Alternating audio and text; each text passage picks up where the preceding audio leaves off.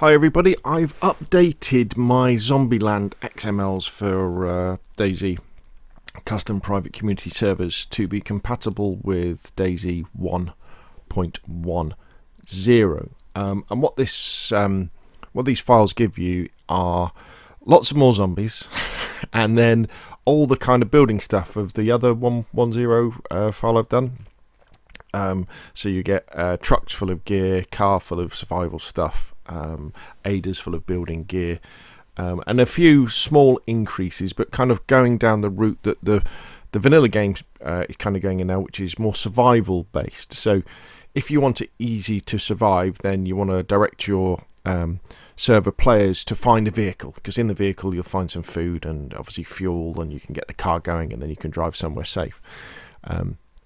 So more zombies, but this is really what this is all about. So what does it do? Well, what this file does is in the events, there's a couple of new events. There's Infected Army Horde and Infected Police Horde. And so there's 50 of these Infected Army Hordes. And what these do is they spawn large groups of zombies in the countryside using the spawn locations of helicopter crash sites.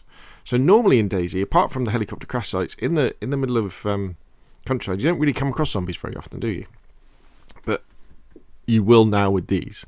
So you'll be wandering along, and all of a sudden you'll look across to a field and there will be a load of zombies wandering around. Now remember, the way that zombie hordes work is they gradually kind of spread out as well. So be very careful when you come across these. Now they're not too, although there's lots of them, they're not too difficult to deal with, those, because they tend to be in the middle of fields somewhere and off the beaten track. The more difficult ones to deal with are the infected police hordes, and there's 20 of these events that should be popping off around the map. And the infected police hordes, their horde location, their spawn location is based on where the police cars spawn in, which can be in the countryside, at junctions, it can be in towns and villages. They spawn all over the place, don't they? And this will spawn a smaller group of police zombies, between 6 and 12 of them. Now, and these can be very difficult to deal with, because you'll just be wandering along in a village or a town or a city, and all of a sudden there'll be a lot of zombies. And again, remember, the way that the zombies work is that as you approach an area, the zombies spawn in, and if you're in say a town and you're looting a lot, that will give plenty of time for those zombies to then start spreading out, because that's what they do. They just start wandering about, don't they, and bimbling around.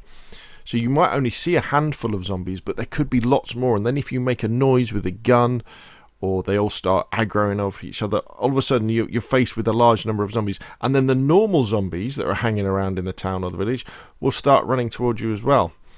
This can get a little bit intense, and you'll need lots of ammunition to deal with these large groups of zombies, trust me.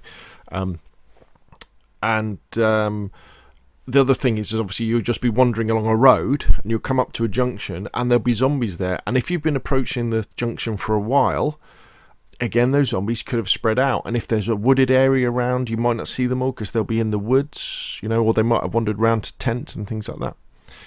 Now, this makes the game a big challenge. You have to be very, very careful with this. And if you are putting these XML files on, you probably have to want to get plenty of feedback from your server players about whether they think it's too much or not. Now, what I haven't included in this is I haven't ramped up the levels of zombies that are spawning generally. You may remember my first ZombieLand XML mod pack. It increased zombies everywhere. But I felt that was probably a little bit too much. It made the game a little bit too difficult, because as you were just trying to generally loot in areas, there was just way too many zombies to try and creep around. And then if you aggroed one, they'd all aggroed, they'd come and get you. And half the time you just end up having to log off, because you'd be standing on top of a wall or on top of a car with 20 zombies around you and not able to do anything. And we know that DayZ doesn't run brilliant on console anyway, so the game would chug down and stuff like this. But I think this is a good compromise. And obviously you can play around with the files and do whatever you want. So within the pack, there's what is it? 1, 2, 3, 4. There's 4 files: the CFG spawnable types, the events, the types, and the zombie territories. And the way that you install the pack is you want to click on the green code button. I'll put a link to my GitHub depository down below, and you want to download the zip file. And then when you've downloaded the zip file, you want to extract it so you end up with the files. And then what you want to do is you want to go to the server you want to install it on. Go into the web interface. I'm using Nitrado as an example here. This is obviously for console. You want to stop the server, and you want to go into the file browser, and then you want to go into the missions folder. If you're on PC, you've got to dig down a little bit further. Now, these are really only designed for CHERNARUS, because the spawn points are based around CHERNARUS helicopter crash sites and CHERNARUS police car crash points, so they probably won't work very well on Livonia at all.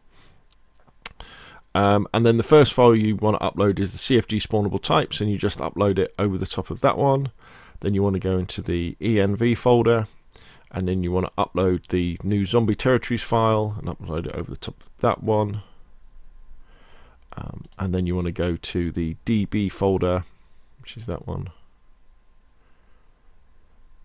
and you want to upload the types and the events folder, types and events files over the top of that one. And then you want to restart your server, and what should happen is that pretty much straight away the zombie events will start firing out in the countryside and where the police cars do. The replacement vehicles won't come into effect for a while, because your old vehicles will have to despawn and be replaced by these. So depending on how many people are on your server, that could either be a short period of time, a few hours, or it could be a long period of time. Just remember that when nobody is on your server, the server in effect goes to sleep, so it doesn't start spawning and despawning stuff. So in order for this to work, you either need to go into the globals and change the timer on the sleep thing. In fact, I'll show you how to do that now. If you go into globals XML here, if you just click on it, you can edit it, and you go down to idle mode countdown, and you want to change that to say 14,400. So that's in seconds. So that means that the server won't turn itself off for a few hours after the last person's left. So that gives the loot economy time to churn over, get rid of the old stuff, and start spawning the new stuff in. And the other things you kind of get are, in fact, let me go to the file. So what else would you get with it?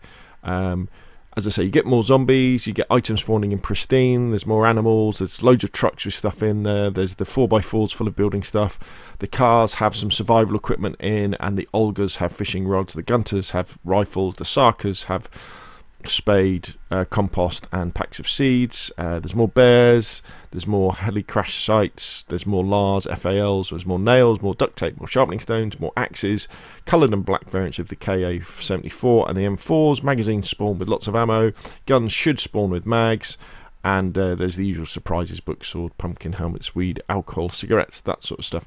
Now remember, there's been limited testing on these files, so there could well be errors in the code, and sometimes the game doesn't always react well to some of these changes as well.